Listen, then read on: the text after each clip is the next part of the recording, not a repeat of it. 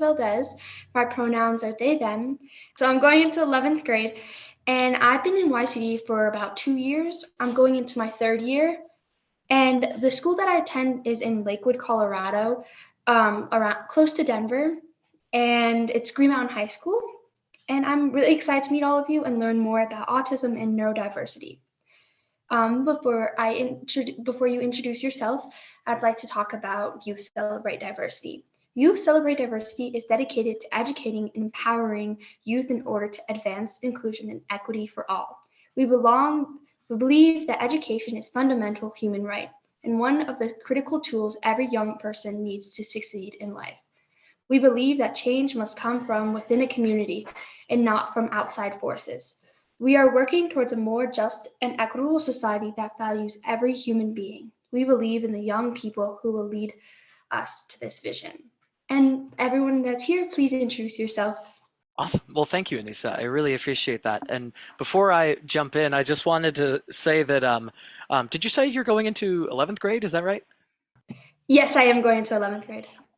That's like amazing because I only so my pronouns are she they and I only came out as trans when I was 28 and I just think that it's so awesome that it's easier to do at a younger age now, and I'm just very proud of you for knowing yourself, and I just think that's awesome. You've already made me smile very big today, so hell yeah. Um, Thank you. For sure. And so my name is Liv Gallup. I work at AANE. I've been doing so for 6 years. Like I said, my pronouns are she, they. I am trying to remember my own title at work right now, our facilitation specialist, which means that I run a lot of our groups. I do a lot of person-facing things, and I also happen to be published on the topic of being both LGBT and autistic at the same time. And I think that's okay for today. So what do you do on YouTube at AANE Live? thanks, Maggie. So we have a lovely live stream called Infinity and Beyond that I host, and it meets right now every first Monday of the month, where our last live stream was indeed about being both LGBT and autistic, particularly queer or neuroqueer joy. And if you want to watch that, the recording for that is on our YouTube channel. It is about an hour-ish long, and I do it with my lovely coworker Jay, who also works here at AANE. So please feel free. My name is Ryan Walsh. I am a neurodiversity training specialist at AANE. My pronouns are he, him. And I also run some groups, and I work on creating some of the training content at AANE, and a whole bunch of other things, and I help work on the live stream. This is our live stream team. So thank you for having us here today. We really appreciate it. And I'm autistic. Oh my God. I thought that was implied, but yes, I am also autistic. I just wanted to make sure. Yeah. I think Maggie may be frozen right now. Unfortunate. Okay, let's maybe wait a little bit longer and see if it freezes for a little bit. Yeah, for sure. And we can do an icebreaker. What is everyone's favorite color? Blue is mine. I have so many blue things. Like my bedding is blue. My guitar is blue. It's like absolutely my favorite color. I also just speaking of my guitar, this is my stim toy basically. So if I'm holding this and you see it come into the frame, it's just my way of sitting still. So forgive me if it becomes visible. Oh, mine's purple. And I think Maggie's back. Here I am. Were we talking about our favorite colors? Yes. And will you introduce yourself too? I can. If my internet would allow me to, I would love to introduce myself. My name is Maggie. I use she, her pronouns. I'm a senior manager of individual and family services at AANE, which just means I do a lot of different stuff. So I coach autistic adults. I run support groups. I work on the live stream. I do a lot of programming. So that's really great. I'm so excited to be here. I am not autistic, but I am a proud neurodivergent ADHDer. And I have a dog named Chicken Nugget. And those are the important things about me. My favorite color is teal. What did you do previous to this job, Maggie? Oh yeah, that's important too.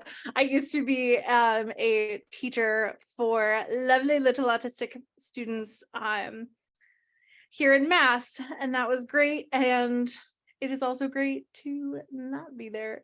Have we introduced AANE and what we are?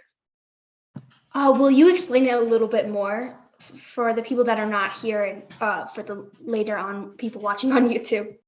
Yeah, so for those of you here and watching later, AANE is a nonprofit that is focused on improving the lives of autistic and similarly neurodivergent folks across their lifespans. We work with autistic teens and adults, families, professionals. We run trainings, we run support groups, and there's lots of great services that we have for you, so check us out.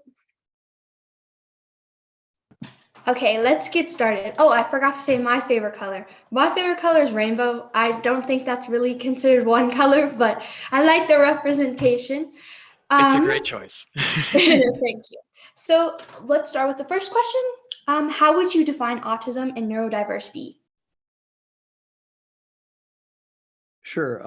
I guess I'll start with this one. I think that collectively at AANE, we define autism as like a set of neurobiological differences, as kind of like alternative way of going through life and experiencing life, and also like recognizing that every autistic person is different, and so their way of experiencing autism is going to be really unique to them, and we try to really meet people where they are and kind of like acknowledge their individual profile and their individual neurotype rather than trying to categorize people.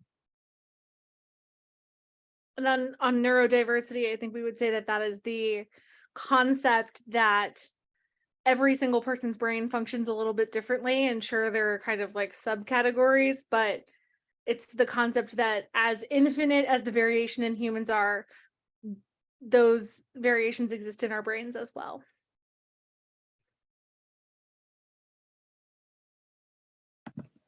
Liv, would you like to add any comments on this first question? No, I think those two did a very good job of that. Okay, let's move on to the second question.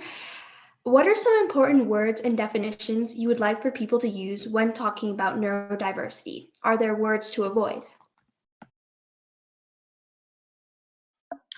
Yeah, so one in particular that I have seen, what is the word I'm looking for, controversy with, is often folks like to put the label of superpower onto autistic folks, like, autism is my superpower, and like it's that's partially a good thing, but it also has a tendency to erase the challenges that come with being on the spectrum. For instance, I have lots of trouble with executive functioning. So that's things like planning and timeliness, just bookkeeping in general. And so that to me must be known if I am working with somebody or if I'm close to somebody. And therefore, having autism is not purely a superpower. It is just a different neurotype, which we will get into more later. So yeah, I'd be wary about using the term superpower. I'm muted. Sorry. I want to add to that too. I think that a lot of the time, when this kind of like superpower language comes up, I think a lot of the time, people in our community, just from what I've heard and also from my own personal experiences, I think a lot of the time people find it to be a bit patronizing, or find it to be a bit like, a bit of like an erasure of some of the experience that happens. Just wanted to kind of tack that on there.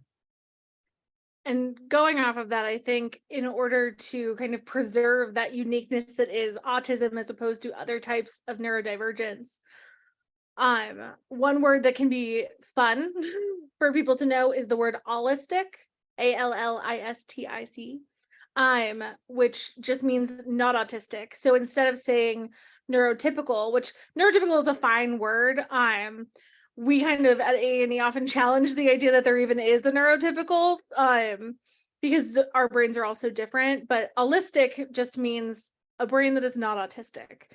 So that can be a good word to know. Cool. I wrote allistic.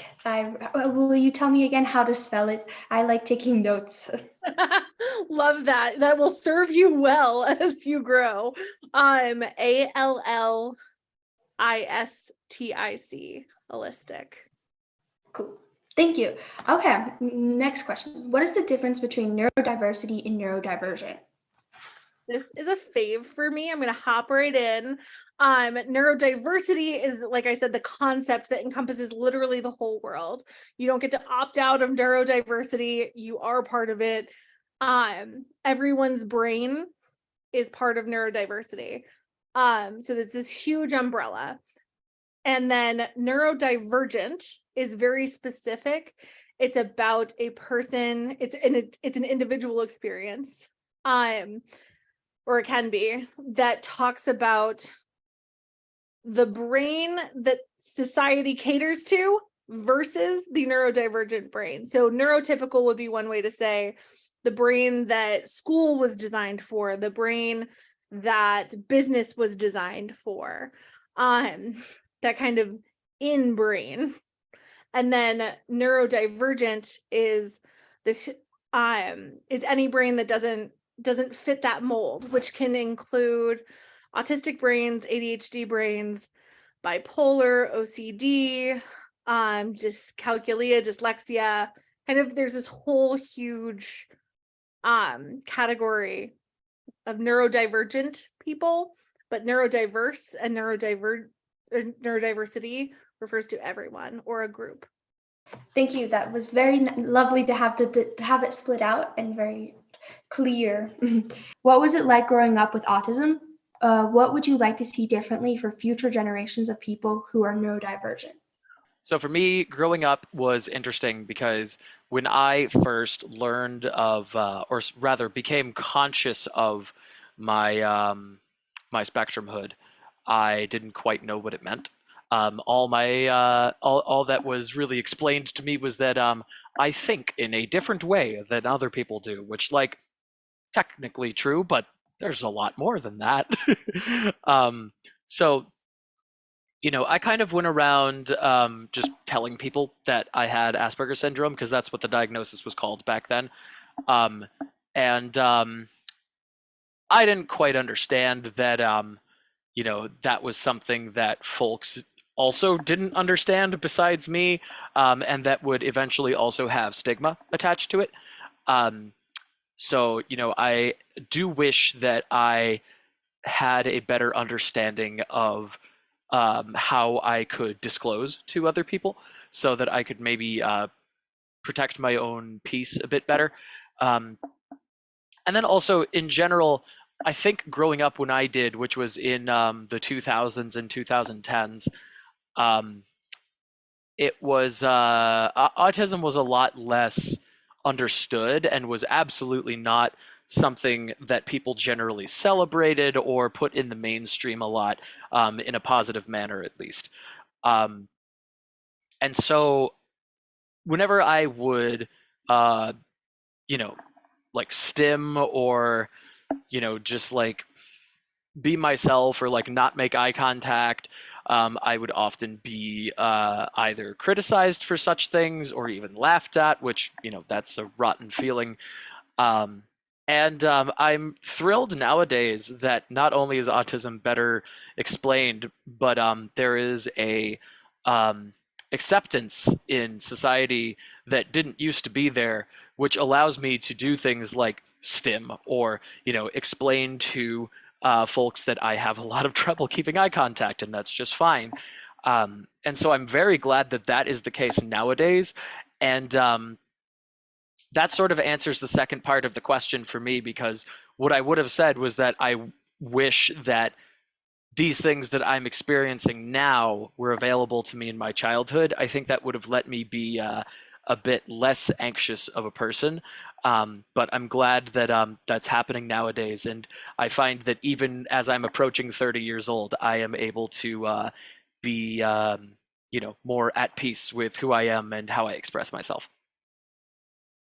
And I want to I want to also share like kind of a personal anecdote that goes off of what Liv was saying, because I think that it's really interesting how much things have changed in a short period of time. This is something that I'm always telling people, like how much, like, because I also grew up in the 2000s and the 2010s, and I grew up in a time like where Liv said, where it's like, people didn't go around talking about autism in this very positive way. It was very much so focused on like deficits and challenges. It was very focused on um, you know, trying to become like a, perceived like a neurotypical person, trying to mask and cover up your autistic traits is kind of like what we were taught. And I think it's a really good thing that we're kind of moving in this direction at large, where we're not encouraging people to cover themselves up. We're not encouraging people to mask, but rather we're trying to have people be as authentic as they can be. And we also recognize that there is some necessity to masking in certain communities and in certain situations, and that's kind of like a personal journey. But the anecdote that I wanted to share was that I was doing a training with a within AANE's training department at a school, and they asked us they asked the panelists a question. We're all autistic, and they asked us a question. They said, well, how did people have conversations with you about language, or like how did people have conversations with you about X, Y, and Z, whatever it was? And we all of us, the panelists, because we're in our mid-20s, all were kind of looking at each other like, we didn't really get to have those conversations when we were young. You know what I'm saying? There weren't teachers out there trying to have those conversations with us. Our parents weren't even having those conversations with us. So it was like, it's really cool to see the way things are going. And if I had to say what I would want for future generations, I would want to see like more kind of inclusivity and self-acceptance kind of stuff being promoted. I'd like to see a lot more of like our infrastructure, like our mental health care system, our regular healthcare system, our educational systems, all being reformed in such a way that's inclusive for people of all neurotypes and all identities. I think that, kind of creating a more inclusive environment like that will lead to people being able to express themselves and be more authentically themselves earlier on in life. And I'm happy to be able to see people have that opportunity nowadays. It's honestly like, to improve the lives of the autistic and neurodivergent folks, we'd like the allistic folks, the neurotypical folks, to have more education and more knowledge in order to feel less of that stigma that forces people to do things like attempt to be completely indistinguishable from a neurotypical person, also known as masking. Thank you for sharing your personal stories and also educating me and everyone that's also here, and for people that are going to be here listening later on. How does neurodiversity impact your everyday life? Well then, so like I alluded to earlier, I have significant executive functioning issues, and so how I need to get around that at work is to have somebody who checks in with me a lot, which happens to be Maggie actually, and I essentially have a collaborator with my bookkeeping and my, schedule making, responses to emails and stuff like that. And um, I want to like harp on this for a second because I realize that there is a lot of stigma in our very capitalist society against needing help with such things that are considered basic like this. Like, it is considered like a basic workplace skill to be able to make a schedule. And like, I am a competent and smart and accomplished person, but I just happen to have trouble with scheduling and all that stuff. So I want to just like really drive home the fact that it is very much okay to need help with these kinds of things, and it is more helpful to one's productivity to actually go and seek that help than to just try and work and work and work until you maybe achieve success in a skill that you are not so keen on. And it's like, I don't know, just play to your own strengths, I guess, is what I'm trying to say. but yeah, so executive functioning is tough for me. And then I have some social things as well.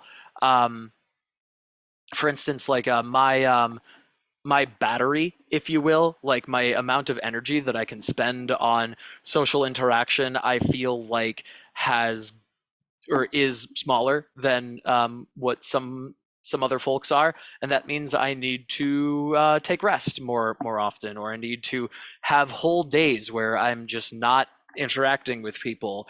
I've not gone to work because I've been out of battery sometimes, and which again, Maggie is very good at being like, "Hey, Liv, is your battery dead?" And I'm like, "Yep," and then we just pick up the next day.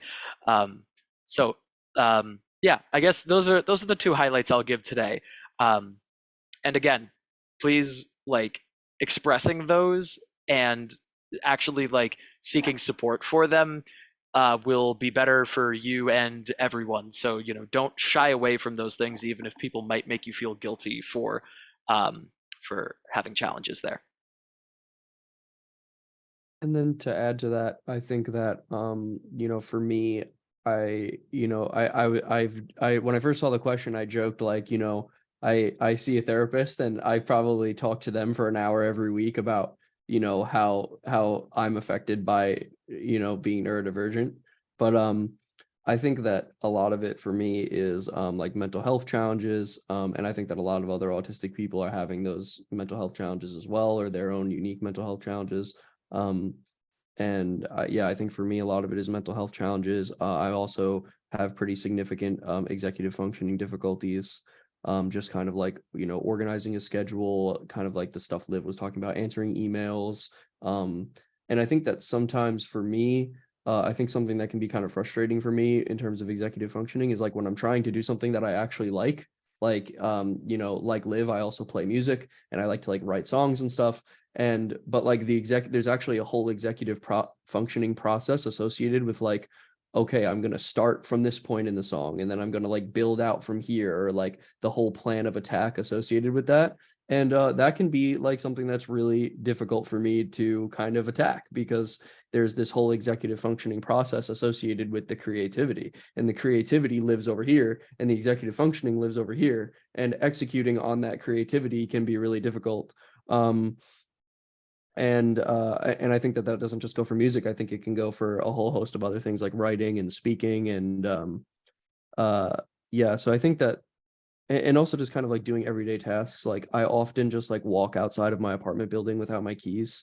And I've been locked out of my apartment building for multiple hours because I just like randomly, a few times I'll just like randomly forget my stuff. But I think that a lot of it for me is probably like executive functioning and mental health related stuff. And I think that like having more mental health infrastructure and like reforming our mental health system would be very useful for people who go through what I go through. I think that you hit on something so important for just like existing as a neurodivergent human, which is that all three of us have the experience of wanting so desperately to do the thing and being completely incapable of doing the thing. Whatever the thing is, if it's writing a song, if it's, for me, it's the goddamn laundry, excuse my language.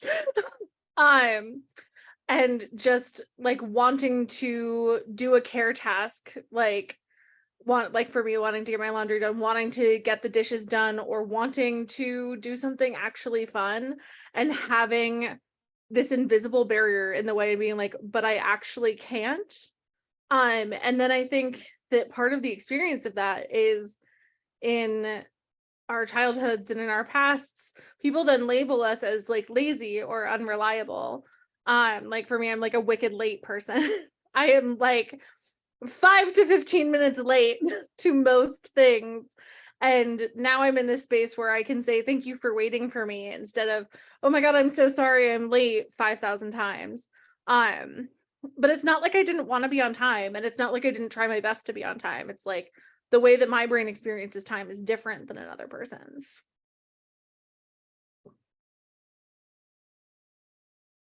I think one more thing I want to add to what you were just saying, Maggie, is that the stigma involved in these kinds of challenges with being like late or unable to do things, folks might also view you as like obstinate sometimes, where they might think that you are doing it on purpose, which is also just not true. Like it is literally just part of the challenges that comes with being neurodiverse, and I wanted to say this in particular because it definitely helps us to correct folks that think that we're just being rebellious into just saying, or into thinking that this is just part of our challenge.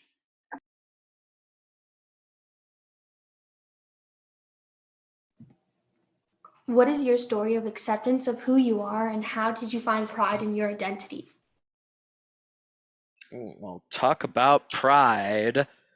Um, Speaking of which, happy Pride Month, everybody. Woo! um, so my acceptance of my autism actually very much coincides with my acceptance of my gender. And so I started, well, so, okay, let's back up all the way. I was conscious of my diagnosis of autism in 8th grade. So nope, not 8th grade. I was 8 years old in 2nd grade. There it is. Okay. And we so like I went basically my whole conscious life knowing that I'm on the spectrum, and learning more and more about what that was. But my whole life, leading up to very recent times, I was under the impression that masking and not showing my symptoms and acting like an autistic person is the way to be, and the way you're going to find not only success but happiness too. That is not the case, at least for me, and tons of other autistic folks. And I learned that I could accept that recently, meaning that I was able to accept that like I am a different kind of person, and I can just follow my instincts and my desires and all that stuff.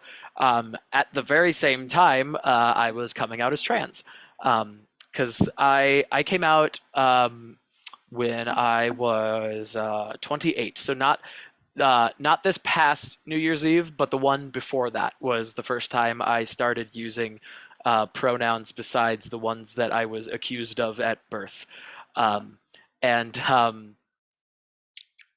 I, grew to accept my gender and, who I am as a trans person, and find pride in being LGBT. It's no secret that there is some not nice feelings towards some LGBT folks, especially in the United States right now. And the attitude that I developed as a result of that was like, well, you know, I've gone to all this trouble of coming out and, being myself. And so if nobody, well, not nobody, I'll rephrase that. If some people don't like me because of that, then, I guess some people just don't like me. It's a very like punk rock attitude, and I like it a lot. And so in that, I applied the same way of thinking to my autism, where like if I, behave differently, or if I'm sensitive to something that other people aren't, if I just like have ways of communication that don't make sense to some folks, that's actually just totally fine. And I can accept myself in that way, and anybody who also accepts me in that way can be my friend, and I can love them, and we can have, a super healthy relationship. And anybody who doesn't accept me for all that I am can just not be in my life, and that's that. And let me tell you, it has brought so much peace and joy and constructiveness to my life. And, I wish that I was able to do it sooner, but I am also very glad that I am able to do it now. So all of that to say the short version of this whole answer, which is that same time of finding pride in my queerness. Which again, if you want to watch our neuroqueer episode of the live stream, you can go back and do that on our YouTube channel, where Jay and I talk about that for a whole hour. So there you go.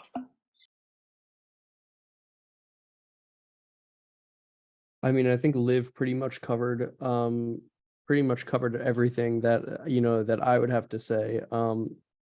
I think that the only thing that I would add would just be like, I think that there's a lot of I think that a lot of like currently cultural kind of stuff is encouraging like this type of thing where like we need to be cool with everyone. We need to be friends with everyone. We need to be, acceptable to everyone. And I think that when you're neurodivergent, or when you have some other kind of identity that's not necessarily like, what people would consider to be normative, I think that like there is a situation there, it does get to a point where sometimes you have to say like, you know what, it's okay if me and that person don't get along. It's okay if me and that person aren't cool. Like, it's okay if, I'm just going to be who I am over here, and I'm going to be like myself, and I'm not going to try to censor myself, and that person can be who they want to be, and they don't have to try and censor themselves. Like, we can just be different. And like, I think that that's like something that I think as a neurodivergent person, you kind of learn, whether it's like this formal process or not. I think that it's like something that eventually it's like, in order to go through life, eventually you have to learn, like, you know what, like those people can do whatever it is they're doing over there. I'm going to do what I'm going to do over here, and I'm going to try to be happy about it. And like realizing that that's okay, and not like, forcing yourself to like perceive to this standard of we all need to be friendly with each other all the time. We all need to be like, I need to please other people, because it kind of like creates that people pleasing mentality. I also think you're hitting on something really great, Ryan, about pride as a practice, as opposed to pride as like a static thing.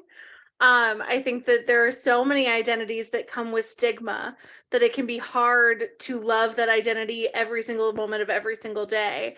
And so that can be a practice, and there's no shame in a moment where a person is not feeling pride in a given identity, as long as, and it can be just so healing to practice that, having pride anyway in a stigmatized identity. Right, like just like allowing yourself to feel whatever it is you're feeling. Like if you're like just acknowledging your own feelings and saying like, I'm feeling proud of who I am, I'm struggling with who I am, like whatever. I think that that should be okay regardless, I also want to add on that pride as a practice reminds me of a lesson I learned a little bit ago, which is the same notion, except substitute love for pride. Love as a practice, where if you say take time to learn the nuances of the neurodivergency in somebody that you love, that is that is love as a practice, and will undoubtedly bring you closer together with that person. So love can be as much of a conscious choice as pride and progress and all that stuff that we're talking about. And that can be part of self-love too. Like going through that process and like acknowledging other people is also part of like, acknowledging yourself and your own feelings. I think that like just like thinking about that as a practice is very useful.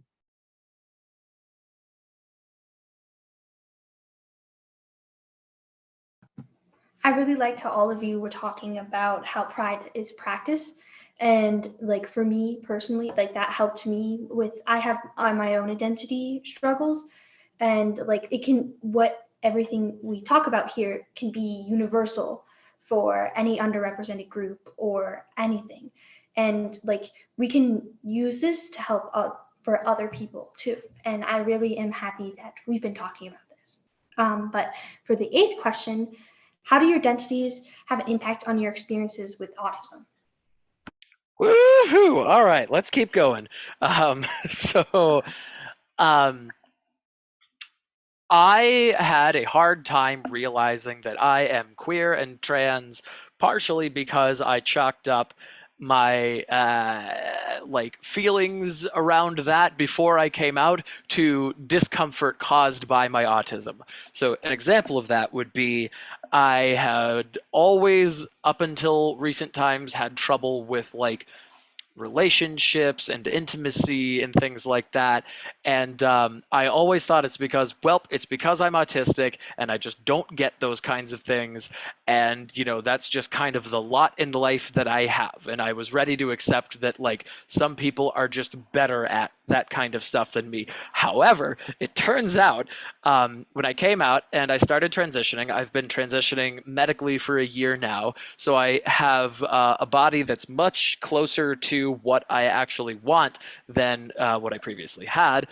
And I was able to admit to myself that I'm queer so that I am able to love folks of all sorts of different gender expressions. And once I got comfortable in that, I started to get better at relationships because I was actually enjoying myself and things came naturally to me and I didn't have to like try super hard anymore. And like, don't get me wrong, it still takes effort, but like reasonable effort, like one that you might be expecting even. And so I just think that it's so funny that like for the longest time I was just like, it's just because I'm autistic. No, honey, it's because you're queer and you're trans. Like, well, and I wonder, Liv, if it's important there to name that you were probably fed a narrative that as an autistic person, you can only expect to be uncomfortable in social situations, or you can only expect to be so satisfied with a relationship. Whereas if you had been getting the messaging maybe the whole time that you are deserving of comfort in a relationship, maybe that's something that could have been there for you, beforehand. And also, I just want to point out quickly, and then Liv, I will bring back to you because sorry I interrupted. But I do want to name also here that part of the anti-trans legislation that is coming out across the states is specifically targeting autistic folks because it is saying that an autistic person cannot know their own gender enough to access gender affirming care. So as part of our advocacy, we're pointing out that, anti-trans legislation is intersectional in the way that all things are. Back to you, lovely Liv. well, no, thank you for bringing that up. And I just wanted to say that the claim that autistic folks don't know their gender identity and can't because of their condition is proven false by me and my team that I had for a research study that was published in 2019, where we found that autistic folks actually have a great sense of who they are, and those who choose to challenge gender and express themselves as such have a very acute understanding of what that means to them. Therefore, we actually do know what gender means to us in a very, articulate fashion. So yeah, thanks for bringing that up. And there's huge representation within the autistic community of trans folks and vice versa. Just for everyone's knowledge. Well, there's a reason why there's the term neuroqueer. Gender and desire expressed through the lens of autism or ADHD or anything like that is unique. And, some folks find this intersectionality to be their representation of pride. I found lots of folks representing neuroqueer joy and representation at Boston Pride this past weekend. So, one could even view being queer and autistic as an orientation in and of itself. There's that phrase that Dr. Devin Price used, audi-gender. That's another one. There's neuroqueer and there's audi-gender. So society looks at autism and neurodiversity being negative. How has being neurodivergent helped positively shape who you are as a person today? I feel bad taking the spotlight so much. Or Ryan, did you want to go first? No, you can go first. That's fine. Go ahead. Okay. Cool. So as we've talked about a couple times, I am a musician. I feel like being autistic has helped me to become a better artist, one that is more in touch with my surroundings and my emotions and such. I write for a heavy metal band, and metal is a very intense sort of genre, one that's very loudly expressive. Which, if you know me, that's like me to a T, loudly expressive. Um, and so I feel it necessary in my writing to get very in touch with, um, you know, intense emotions that should be spoken for. Um, and so I think because of my autism, I am able to be very, very in touch with how I feel and why. And, I can be very analytical, get to the bottom of, why I'm feeling certain ways. And then on top of that, I have been practicing guitar for 22 years, I want to say. No, 21 years. Um, and so I can turn my feelings into a guitar riff or something like that. And I'm not sure if that's in like a synesthetic way or if that's just like in a sort of learned artistic kind of thing.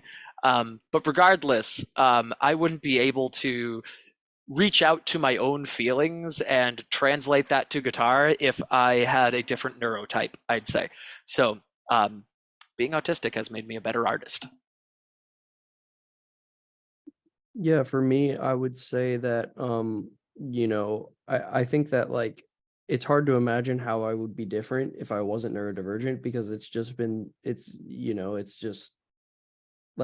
a whole different path of life. It's like when you're a neurodivergent person, you just kind of like exist on kind of like a different plane, I guess, in a type of way, because you have to just experience like life so differently than a lot of other people. And so I think that and of course, it's not to say that neurodivergent people aren't like aliens, but like I don't know, there's this I view it as like inseparable from who I am. So it's kind of like hard to imagine how it would be if it was different.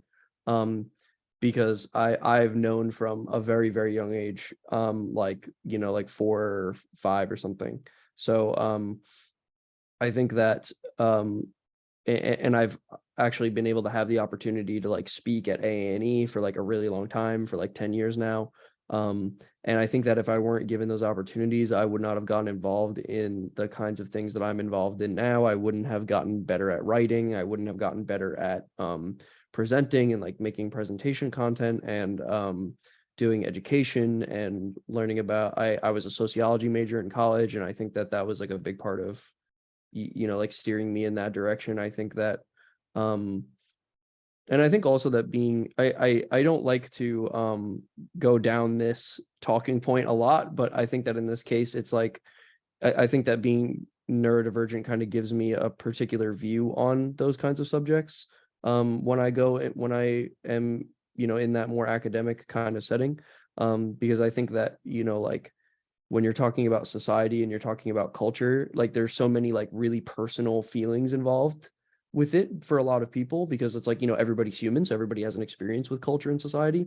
But like I think that as a neurodivergent person, I'm able to kind of take a step back from how I'm feeling about my own experience and my own interactions with society and culture, and I can look at things from like a kind of just like a different way, a more research oriented kind of way.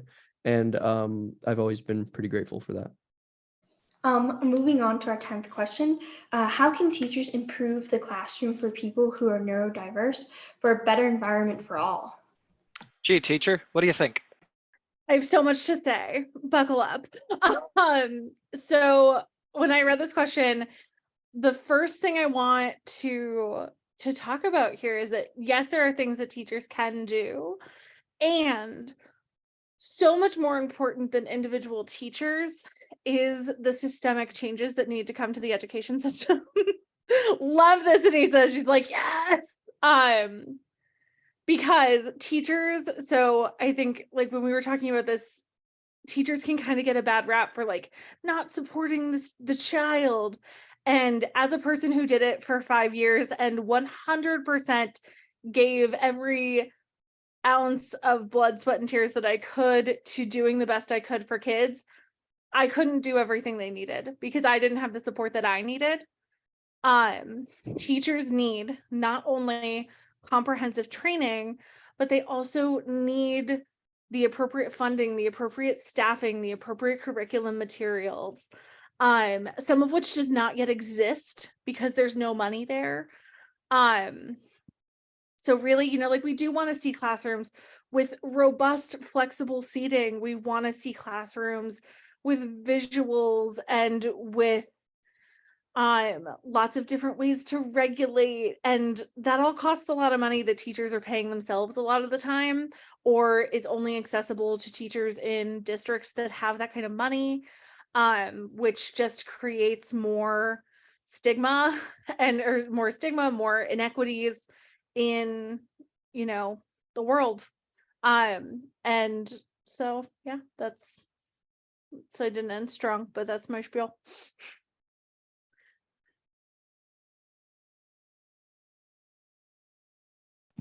My mom has been a teacher for 26 years or so, so I know a lot about the education system within Colorado. And Yeah. so everything that you're saying, I very agree with. And like funding would be and resources would be It's just the biggest. resources. Yeah. Because And teachers, like, I think the thing that gets lost is that teachers, just like we always say, kids and people in general, we often say that people are doing the best they can with what they have. And the kids are coming to school and doing the best they can with what they have, and the teachers are coming to school and doing the best that they can with what they have. And there needs to be, you know, in general, more education, more money. And I think just to piggyback off of that a little bit, I think that what happens is that a lot of the teachers who end up implementing things that because my mom was a teacher also, and I think that one thing that happens is that when you are a teacher or you're a psychologist or anything really, the way that the systemic part of it works is that you get taught to do something harmful, and it's presented to you as if it's a good thing to do. So like a teacher may practice something, or a professional may practice something that ends up being harmful, that was presented to them as being a good thing, that was presented to them as being something that is, you know, supported by research or is empirically valuable. And then they end up doing the thing that they were taught to do. And then in real world, in real life, it doesn't end up working, or they end up noticing the harm that it causes. And then that's why we end up having conversations like this, where we have to go back and say, no, you can't do, you know, this kind of therapy. You can't do this kind of behavioral modification. You can't do this kind of, etc. And I think that like one thing that's good is, you know, like allocating organizational resources is good, allocating funds is good, but it also has to, the source material and the education itself has to also be good, because the source knowledge needs to be good. Otherwise, if we just allocate resources toward a system that's just perpetuating something negative, that could be bad too. So we want to allocate resources, and we want to give teachers as much education and resources and you know, like different things to use as possible, different tools as possible. But I think that we also want to make sure we're giving them the right tools and we're giving them the right education, so that way they can interact with what's really going on, because I think that there are so many systemic pieces that can get mixed up in that, and teachers just kind of end up in the middle of it.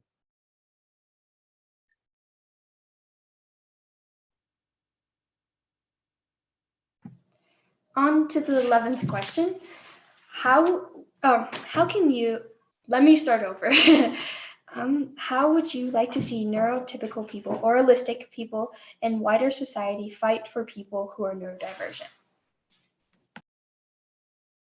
I think that what, you know, something that we talk a lot about at AANE is the concept of universal design and inclusivity in general. And I think that the way that I would like to see, and I think a lot of people would like to see society fight for neurodivergent people, is by implementing systems and, you know, like designing our institutions in a way that is inclusive. Instead of presuming a normative behavior, instead of presuming that there's a right way to do things and a wrong way to do things, try to view it from the sense that people are going to try to access a task in many different ways. People are going to try to access their environment in many different ways. And just being inclusive of that, and also like being inclusive when people set boundaries, I think, is important too. Like autistic people a lot of the time, and just neurodivergent people in general, have learned, especially I think in recent years, that setting boundaries is very important, and saying like, no, I can't do that, or no, I don't want to do that, or no, that makes me uncomfortable, and like providing reasons and communicating. I think that making space for that communication, and that when someone is trying to communicate to you, and this doesn't even have to be a neurodivergent person, this could be anyone.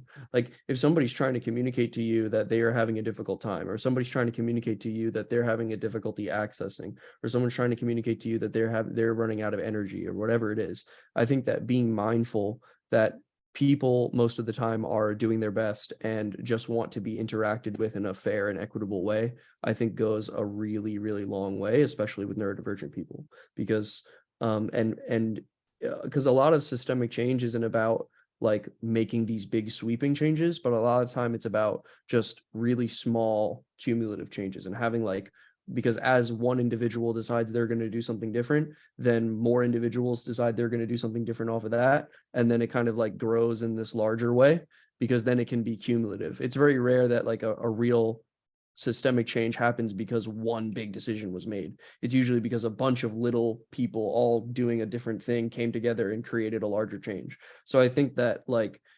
I think that anybody can be an advocate for neurodivergent people by just simply by listening, and by being present, and by being inclusive as much as they can, and like communicative. Right, like thinking about neurodivergent and disabled people in general when planning events, when designing spaces, when hiring folks. How is this, if a neurodivergent person walks into this space, what's their experience going to be like? What's the sensory experience like in a given place? How is communication happening? Is it clear? Is it written? I think that being thought of is a huge part of advocacy, being considered, being in the, and then not even just being considered, but being in the room and contributing to the creation of spaces and events and etc.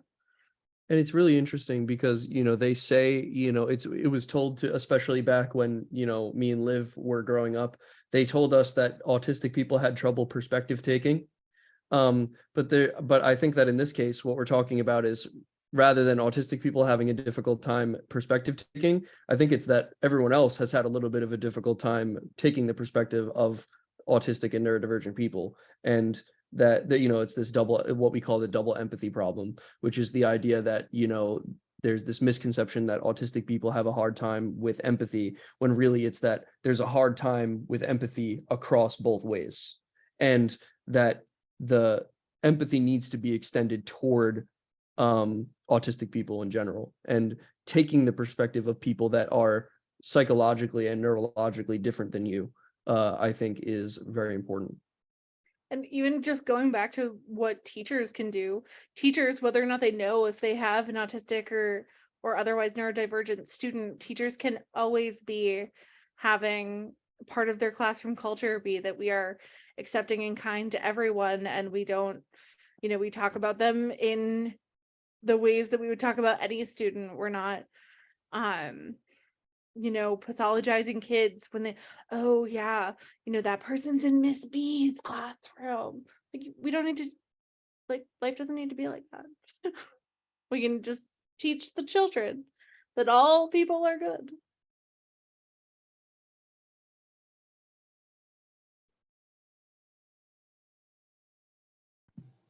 Oh, it's coming to a closing. Do you have any last thoughts that any of you would like to say to me or to everyone that's here? Well, thanks so much for having us, Anissa. Yeah, I guess just I want to say thank you for having us, and we're always happy to do stuff like this, and to just be able to share. I think that's what we here in this panel we enjoy a lot, is being able to share and talk to people about what's going on. And I guess we just really appreciate you making this space and having us on. And you know, we also just want to remind people again that we have a live stream over at the AANE YouTube channel. You can check it out. We work really hard on it, and we talk about all of these different kinds of, you know, if you want to hear any more about the topics that we discussed in these questions, you can absolutely, you know, we talk about it all the time on the live stream. So if you want, you can go to the AANE YouTube channel, and you know, we'd really appreciate it if you took a listen, because if you are interested in this kind of content, you'll no doubt love our live streams. So, and Liv does Like a and great subscribe. job. Thanks, Ryan. And yeah, just echoing everything that these two just said. This was a really nice conversation. I'm super glad we got to have it. And yeah, thank you for holding the space for us.